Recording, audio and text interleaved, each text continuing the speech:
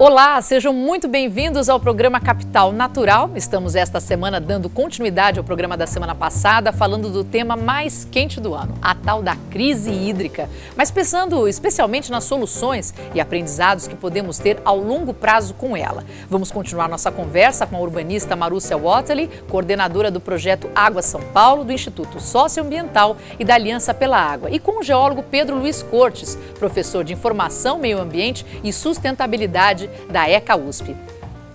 O que eu percebo é que parece que a população está dando uma lição no governo. Primeiro, uma lição de não fé, não confio em você, você não está fazendo um bom trabalho, acho que você não vai continuar fazendo em curto prazo, então eu me resolvo, porque as pessoas estão achando alternativas incríveis para conseguir fazer o reuso da água, enfim, com todos os cuidados possíveis. Mas como é que a gente consegue, porque é tão difícil quanto fazer com que o governo atenda a todos os pedidos, que de forma simples, que seja a informação adequada para a população, ou até as obras de engenharia que são necessárias em alguns aspectos, como é que a gente faz para que a população mantenha-se preocupada com a água? Mas eu acho que tem que tomar cuidado um pouco com boa parte daquilo que vem sendo apresentado, até como solução, ou mesmo como sanção, recai sobre a população. Sim. Né? Então, você em casa tem que economizar água, fecha o seu chuveiro que você vai resolver os 30% de perda da Sabesp. Não vai. Não é então, isso, né? Eu acho que tem uma infelizmente, não é por aí. Casa não tem então tem uma questão, só para a gente não perder, né, em relação a essa forma de comunicar, que eu acho que é um alerta, né? A situação está longe de ser resolvida. Essas chuvas agora do verão, elas vão ajudar, mas elas não livram a perspectiva de um racionamento e não livram a perspectiva de que a forma como as ações que foram feitas até agora, que é importante lembrar, essas ações não foram discutidas, não foram deliberadas com os comitês de bacia, com as prefeituras, elas foram consentidas.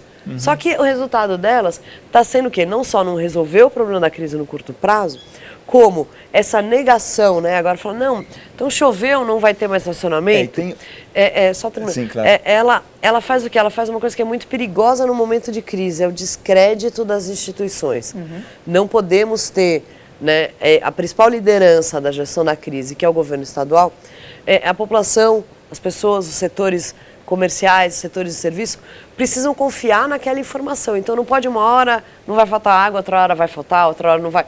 Então, uma das nossas reivindicações é exatamente que seja apresentado, não só instalado uma força-tarefa, como apresentado o que é o plano detalhado para garantir água. É isso aí. Não só transparência, mas de planejamento mesmo. O que o governo ele vem fazendo dá a impressão que é uma política de desinformação, a começar pela forma como ele apresenta o nível atual do Cantareira. Né? Ele insiste, olha, estamos, por exemplo, 10% do nível, quando na verdade a gente está com um nível negativo. Esse nível, na verdade, estaria em torno aí de menos 18%, menos 19%, abaixo da cota normal de captação. Então, usando aquela expressão que eu venho já usando em várias oportunidades, né? Nós estamos no cheque especial da água e é muito importante que a população tenha essa noção de que nós estamos com um nível negativo, nós estamos devendo água para o sistema.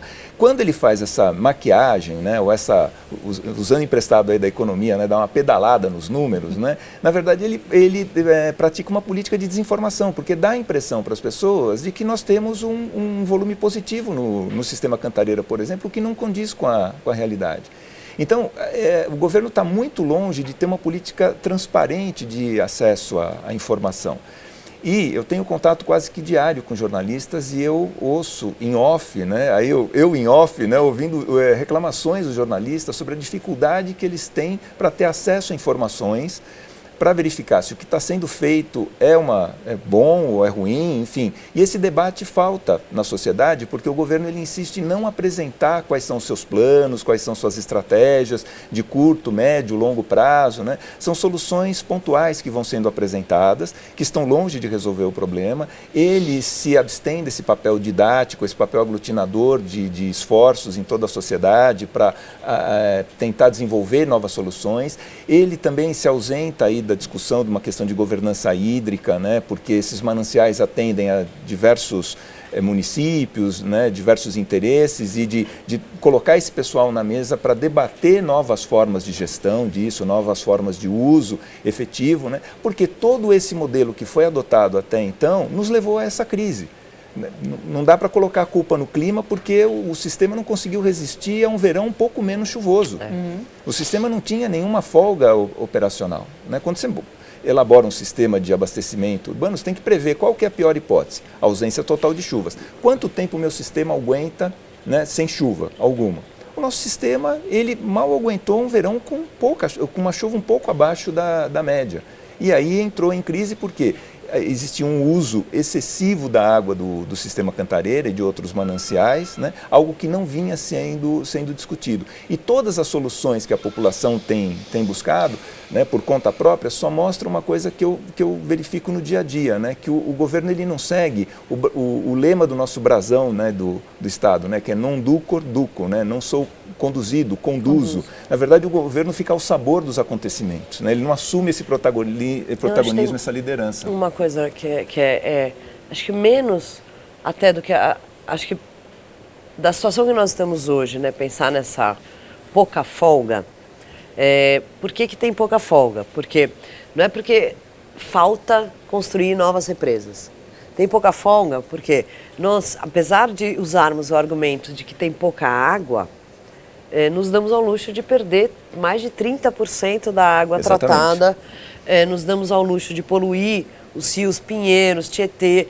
E aí eu acho que tem uma questão que é o governo estadual, como coordenador das políticas de recursos hídricos, de meio ambiente, de saneamento, de defesa civil e de saúde, ele tem uma responsabilidade de liderar um processo.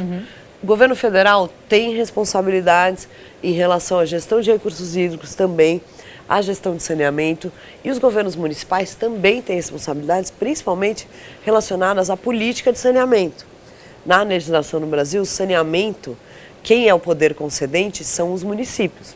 Os municípios têm um contrato de concessão com a Sabesp e delegaram para o governo estadual a regulação da tarifa, a regulação das metas. Então também, né, tem uma responsabilidade maior, obviamente, do governo estadual, mas é como eu disse, a crise ela não é resultado da seca, ela é de uma combinação de fatores, e sair da crise também não vai ser um único ator trabalhando junto, precisa ter um conjunto de atores.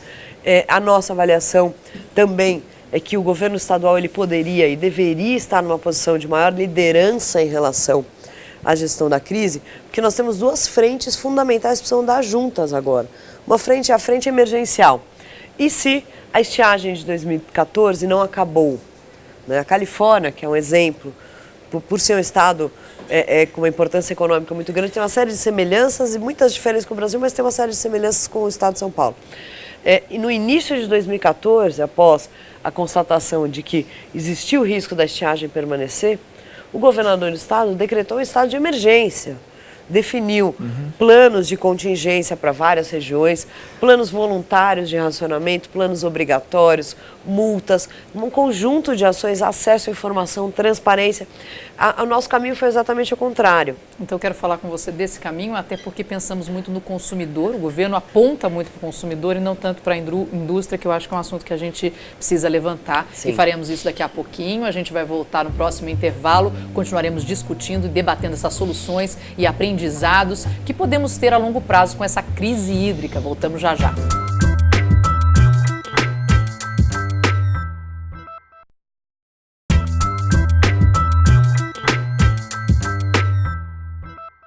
Olá, estamos de volta com o programa Capital Natural, que hoje debate soluções e aprendizados que podemos ter a longo prazo com a crise hídrica. Marúcia, no último bloco a gente estava falando sobre isso e recentemente o The Guardian fez uma matéria especificamente sobre a crise hídrica em São Paulo e apontou que o consumo do domicílio é muito pequeno, quer dizer, não é uma parcela tão relevante e tudo mais, porém a matéria inteira tratou da problemática da dona de casa, de um casal de classe média, sem água em casa, como é que faz e tudo mais. Quer dizer, como é que a gente sai do problema do consumidor e aponta para outras áreas também? E depois quero que você fale sobre isso também, Pedro, porque há um consumo muito grande por parte da indústria e a gente fala em multar muito a dona de casa que recebeu os netos lá nas férias e agora vai pagar uma fortuna no carnaval. Quem mora no Rio de Janeiro, quem mora em Santos, danou-se, porque recebeu a família inteira e vai ter que pagar uma fortuna, né? Quem quer começar a responder sobre isso?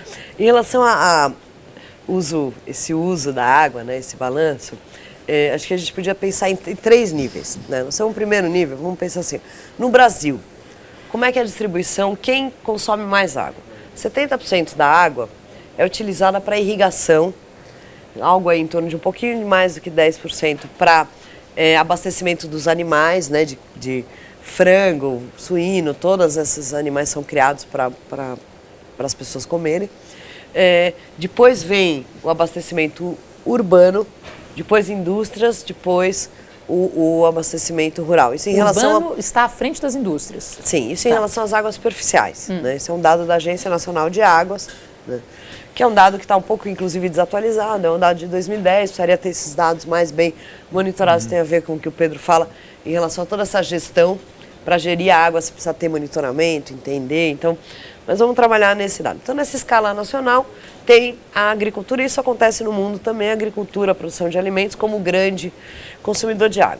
A hora que nós damos um zoom na escala aqui da região metropolitana de São Paulo, a região do Cantareira, ela vai ter um balanço aí mais nessa linha em termos de irrigação, quantidade de água retirada para abastecer, que é a água que a Sabesp retira, quantidade de água para a indústria. A região metropolitana de São Paulo, que é onde está São Paulo, Osasco, Guarulhos, toda a região metropolitana, o balanço já tem um balanço maior de participação das indústrias em relação ao total de água. A outra coisa, em relação à água da Sabesp, qual que é o consumo? Né? Em torno aí de 80% da água que a Sabesp retira das represas é para abastecimento doméstico. Então, por isso tem esse peso.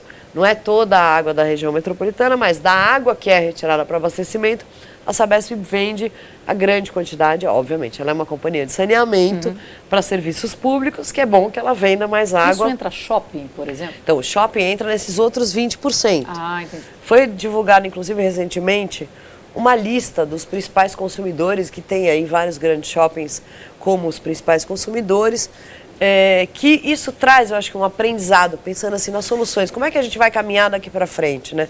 O que seria uma nova cultura de cuidado com a água? Acho que uma nova cultura é uma cultura que vai olhar e falar assim, não, eu não posso ter mananciais desmatados se eu quero usar essa água, eu vou cuidar da fonte de água. Eu não posso ter um sistema de saneamento que perde muita água. Eu não posso ter um sistema que distribui água tratada para usos que não são tão nobres quanto o abastecimento das pessoas. Por exemplo, não dá para usar água potável, assim como em casa, cada vez mais fica uma ideia assim, meio surreal, a gente com falta d'água, vou dar descarga com água potável, não dá, né? Eu também, fica uma ideia cada vez mais fora de moda, né? Como você vai lavar pátio de concessionária de carro com água potável? Então, essa questão que seria... Isso leva a revolta, né? As pessoas denunciam os vizinhos. A política de reuso de água, que é uma política que seria super importante para esse balanço, ainda mais uma região que tem muito uso industrial, é uma política que não avançou, porque hoje em dia não interessa ainda para as indústrias comprarem água de reuso, porque a Sabesp vende água mais barato para elas do que se fosse ser uma água de reuso. Então, obviamente, isso não é uma solução que só depende da Sabesp, e aí que eu falo daquela parte das oportunidades. A legislação brasileira, os municípios são os concedentes do serviço. Eles têm até como um ônus, né, que cuidar dos piscinões, da drenagem. Está aí uma oportunidade de começar a avançar num mercado de reuso que dê escala e que possa começar a liberar essa água do abastecimento para as populações e não fazer ao contrário, que é fazer o reuso da água que as pessoas vão beber e os outros usos continuarem. Eu tenho nessa linha do reuso industrial, eu tenho um estudo que foi desenvolvido por uma aluna minha de mestrado, que ela faz análise contábil, né, da água de reuso como alternativa para a indústria, para um grande shopping center, enfim, ela faz essa comparação. E nós chegamos à seguinte constatação: vale muito mais a pena a Sabesp incentivar esse uso, né, pelas indústrias, grandes shoppings, por exemplo, em sistemas de refrigeração, usar água de reuso fornecida pela Sabesp, do que a Sabesp desenvolver novas fontes, né, de captação, tratamento, ou seja, obter uma água pura na natureza, tratar isso e distribuir. Então sai muito mais barato ela investir no reuso para retirar o consumidor, vamos dizer assim, da água branca, né, da água pronta para consumo humano, e redirecionar esse consumidor esse grande consumidor para o reuso, do que ela investir na ampliação da rede de tratamento tal, da água tradicional, né? Então, essa gestão financeira, essa gestão estratégica, ela precisa passar e ser desenvolvida dentro da Sabesp. A Sabesp tem solução. Por exemplo, hoje, no município de São Paulo, a água utilizada, né, na lavagem após feiras livres, tal, por força de lei municipal, ela é água de reuso. E essa é uma água de reuso que as concessionárias de limpeza, elas compram da Sabesp. Então, esse uso, ele já existe, ele precisa ser incentivado, não só na indústria, mas por uma série de outras atividades. Também incentivar as pessoas a desenvolverem sistemas de reuso dentro das suas casas, o que a Maurício colocou é muito importante. Por exemplo, é inconcebível hoje você pegar uma água pura para consumo humano e você usar para descarga. Claro. Né? Você poderia usar uma água de reuso, pegar água do lavatório, água de chuveiro e reutilizar essa água antes do descarte. Então, esse tipo de visão, ela precisa ser incentivada e parece que essa discussão ela passa ao largo do governo, seja o governo estadual, né, o municipal, o federal, né, parece que eles ficam meio à distância, assim como se fosse um problema que pertence à população, mas não é um problema com o qual eu queira me envolver diretamente. Porque falta também um incentivo, né? Por exemplo, eu quero trocar a minha descarga que é de encanamento para caixa, a indústria também poderia ter incentivos por parte do governo, diminuição de impostos, olha, para trocar todo o meu sistema, isso seria importantíssimo. Exatamente. Isso seria uma medida, inclusive, uma das questões, né, que eu acho que, ao mesmo tempo que nós estamos aprendendo que nós temos pouca folga, eu acho que nós precisamos aprender agora em 2015, qual que é o nosso limite, quais são qual que é a régua, né, eu não sei, qual que é a régua para, nós vamos ter o sistema Cantareira, o que é um nível seguro para ele enfrentar o ano? Qualidade da água, até que nível nós vamos poder explorar determinadas represas para abastecimento das pessoas, se elas estiverem muito secas e a água estiver muito ruim, né? Então, acho que não tem muita folga, mas eu acho a questão dos limites, né? Até onde nós vamos, e isso, até o ano passado, acho que a sociedade como um todo, as prefeituras, nós consentimos um bônus, consentimos agora uma multa, consentimos um discurso de que não haveria falta d'água. Eu acho que a situação agora para 2015, ela tem que sair um pouco do consentimento e mais para a questão da participação, da negociação entre as diferentes partes, porque nenhuma solução que está colocada aí de curto prazo, se realmente o verão fechar com menos chuva do que deveria, nenhuma das soluções de curto prazo vai fazer com que seja possível passar de forma segura pelo ano de 2015, seja implantando racionamento, seja reutilizando por uma segunda vez o volume morto do Cantareira, sem a dimensão das consequências. Ok, quem sabe 2015 nós vamos nos safar, mas será que nós vamos nos safar em 2016? Não dá para ir empurrando. Em relação, só para a gente ter uma ideia melhor do nível de segurança mínima do sistema Cantareira, eu estou desenvolvendo um trabalho, né, para produção de um artigo científico. E, estatisticamente, a gente deveria entrar no período de estiagem com um nível positivo de 38%. Porque, 38%. Historicamente, o nosso consumo, o manancial, ele chega a diminuir no período de estiagem cerca de 30%. Depende um pouco de condições climáticas, do nível, né, de atividade econômica, mas você pode ter que ele chega a reduzir 30%. Então, se a gente tivesse com pelo menos 38% positivo, hoje a gente estaria em torno aí de menos 18%, menos 19%, né, o valor real. Se a gente tivesse com 38%, a gente consumir 30%, a gente chega no próximo período de chuva com 8% positivo. Aí dando chance do sistema voltar a acumular água, se recuperar. Parece que o governo incorporou o volume morto 1, 2 e o 3 no uso operacional, como se fosse de uso corrente. Tem o 3. Não, mas qualquer coisa a gente arranja o 4. De uso corrente. E isso é muito temerário porque isso dificulta muito a recuperação do sistema. Então eu vejo assim o surgimento de 2 cases grandes internacionais. Um de má gestão de recursos hídricos, que nos levou a essa crise, e outro de uma péssima gestão da crise em si. Né? São exemplos que são agora internacionais, né? Não há como negar isso, porque é uma região que concentra 20 milhões de habitantes. e isso vai servir para a posteridade. Quer dizer, essa é uma marca que fica aí por muitos anos. Como não cuidar de uma crise. Bom, a gente volta daqui a pouquinho, então continuaremos discutindo depois do intervalo, debatendo as soluções e os aprendizados que podemos ter a longo prazo com a crise hídrica. Voltamos já já.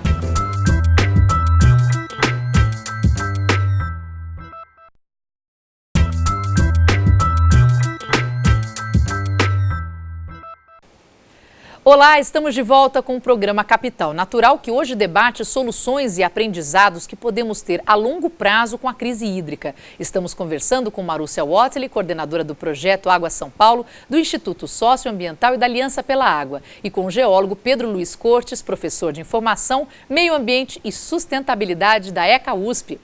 Nós estamos perto do finzinho, vou pedir para vocês serem breves, mas eu quero uma visão de vocês dois do que acontece conosco se essa crise piorar. Por favor, Pedro. Bom, a perspectiva é que, a partir do momento que a gente tenha chuvas no nível normal, o sistema Cantareira ele leve pelo menos 5 anos para se recuperar. 5 anos nessa situação que nós estamos. A partir do momento que a gente volte a ter chuvas em patamares normais, o que não se configurou nesse verão. Existe a possibilidade de uma recuperação mais rápida, mas estatisticamente ela não é tão provável quanto uma recuperação um pouco mais lenta.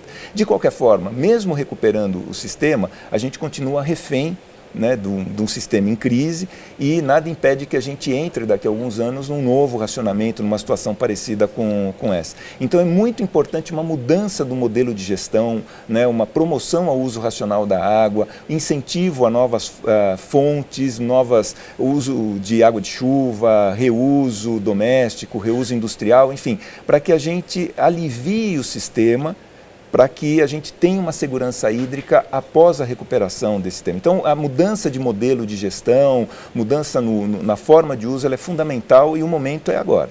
Marúcia, o que acontece conosco? Olha, com a escola do meu filho, com o supermercado, com a creche, com... O ano de 2015 ele vai ser um ano igual ou mais difícil do que 2014. Talvez ele possa ter aí umas questões um pouco menos difíceis, até pela experiência das pessoas. Não dá para realmente, com o que se tem acumulado de chuvas até o momento, que tem aí de proposta de obra, para fazer qualquer afirmação de que medidas como racionamento, ou mesmo a redução de pressão, que é uma forma de rodízio, uma hora não tem água aqui, outra hora não tem água ali, vão deixar de existir. Como o Pedro falou, nós temos aqui pelo menos 3 a 5 anos de recuperação do sistema Cantareira. Se essa prática de utilização do volume morto se repetir, pode ser que mude bastante, pode ser que as represas não aguentem 2 anos com o seu fundo exposto, não é uma área de solo feita para ficar fora da água, afinal. Então, a situação é uma situação de muita preocupação no curto e no médio prazo. E no curto prazo, porque medidas que seriam fundamentais para que nós passássemos com maior segurança ao longo desse ano não foram feitas. A minha avaliação é que 2014 ele é um ano perdido, um ano de negação da crise, e quando poderia ter medidas, por exemplo, instalação de cisternas para captar essas chuvas que estão caindo agora, para garantir um mínimo de água em creches, escolas, para descarga, que, lembrando, essas águas são grande parte do consumo, né? Então, elas já poderiam ter avançado uma política de reuso, ter avançado uma política de incentivos para equipamentos que reduzissem consumo. Não teve nenhum incentivo para surgimento de cisternas em escala industrial. As pessoas estão indo lá, compram um cano aqui, monta artesanalmente e tal. Então, acho que tem um desafio das ações emergenciais, né? E para isso a Aliança pela Água vem fazendo esse tipo de chamado de ação. Nós vamos atualizar e fazer esse tipo de chamado ao longo do ano todo, inclusive dando o placar. Olha, aquele primeiro chamado, isso foi feito, isso não foi, isso precisa ser feito. A ideia é ser um lugar onde as pessoas podem conferir um pouquinho quem está fazendo, quem não está, o que mais precisa ser feito. E as ações de médio e longo prazo, ou seja, que os resultados vão ser de médio e longo e que precisam começar agora, também precisam ser cobradas. Por exemplo, se nós queremos ter a recuperação do sistema Cantareira, não só precisa tirar menos água dele, como precisa recuperar as condições ambientais para ter um ciclo de produção de água vigoroso, ou seja, precisa ter vegetação nas nascentes. Então, se você não começar a plantar agora, Uma floresta demora para crescer, então tem ações que precisam ser feitas agora e que não vão terminar no curto prazo, não vão ter resultados no curto prazo. E finalmente, acho que tudo isso depende de uma reflexão e uma decisão que tem que sair do âmbito estadual, tem que ser uma decisão da sociedade, que é que tipo de risco nós estamos dispostos a correr. É um risco de usar uma água de má qualidade ou é um risco de construir segurança para as futuras gerações? Acho que dá para resumir como choveu, mas não melhorou. Vai demorar para melhorar. Estamos num momento onde temos que olhar para a água como um bem que sempre foi importantíssimo. Existe uma parcela que é de nossa responsabilidade, mas temos que cobrar bastante. Porque tem muita gente tendo que fazer um trabalho que não vem fazendo. Tô certo? Tudo bem? Resumimos um pouquinho. Muito bem, eu queria muito agradecer a presença de vocês. O programa desta semana já vai ficando por aqui. Agradeço a presença dos convidados Marúcia Watley, coordenadora do Projeto Água São Paulo, do Instituto Socioambiental e da Aliança pela Água, e o geólogo Pedro Luiz Cortes, professor de Formação, Meio Ambiente e Sustentabilidade da ECA USP. E eu convido você a continuar conectado conosco. Acesse a nossa página no Facebook. Eu sou Marina Machado e até o próximo programa.